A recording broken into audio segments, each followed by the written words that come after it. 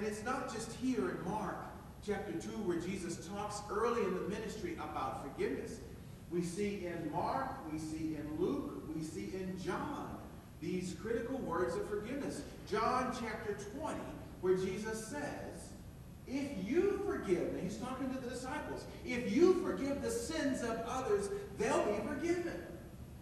He doesn't just teach them about forgiveness. He's actually now putting it on his disciples and saying, now I'm going to be leaving you, but if you will forgive the sins of others, they'll be forgiven.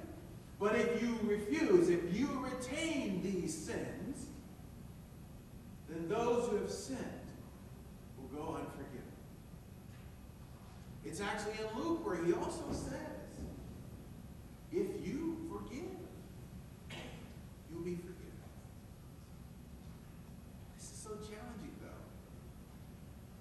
I find it challenging, especially as I think of one of the situations where I knew and hoped for forgiveness. Some of you have heard about the experience where I went to Lambeth Clark, who was then the president of Virginia Wesleyan College, to ask his forgiveness.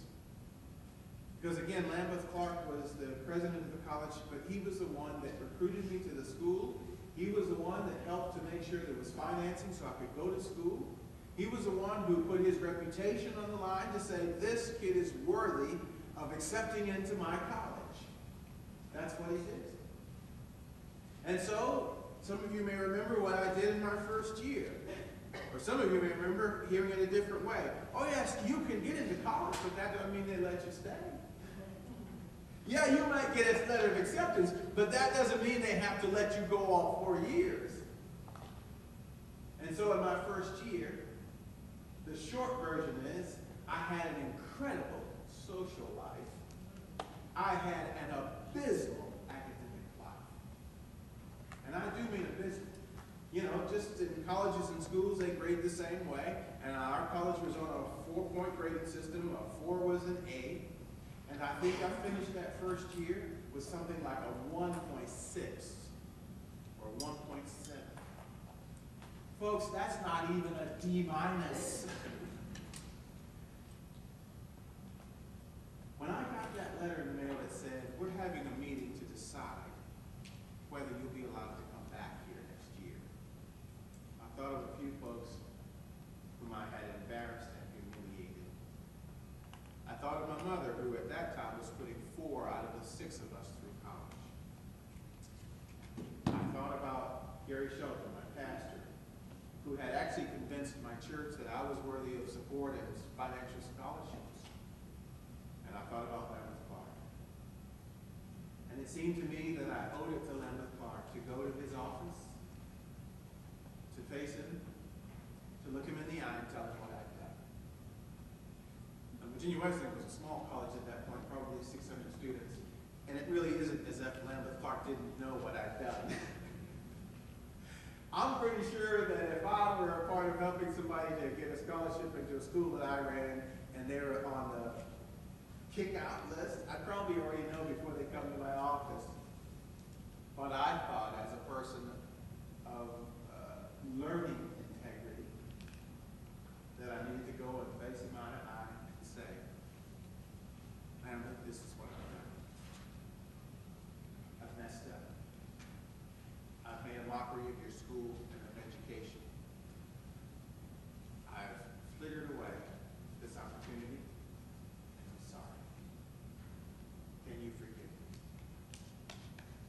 Now, it's interesting because probably 10 years later or so, Lambeth and I we were at a gathering, and some folks didn't know him, but they knew me, and I was introducing him, and I said, this is President Lambeth Clark. He is a man of graciousness and a wonderful man, a forgiving man. And the person said, well, what do you mean he's a gracious, forgiving man?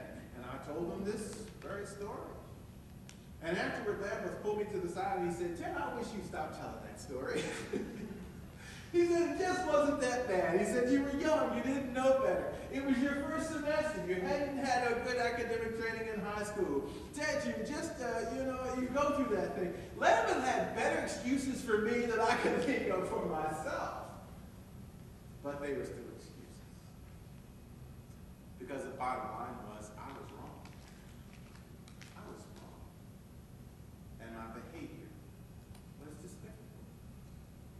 unforgivable in my sight. Lambeth forgave me much faster than I forgave myself. This Christian dynamic of forgiveness. I'm not talking about it so I can give you answers on how to pull it off. We're talking about it because we're learning more about discipleship. And what we're learning is Jesus says, if you forgive, you'll be forgiven. He doesn't give us a very simple, forgive those who deserve forgiveness. He doesn't give us a, forgive those who are repentant. That part, folks, we still end up wrestling with. We still end up challenged. How to sort that out? We still have to engage what Jesus tells us